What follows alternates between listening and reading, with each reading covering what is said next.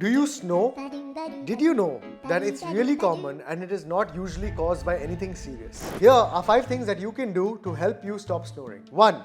Try to lose weight if you're overweight. 2. Sleep on your side. You can buy a special pillow or bed wedge to help you sleep on your side. 3. Reduce your alcohol intake. 4. Smoke less. Ideally, stop completely. 5.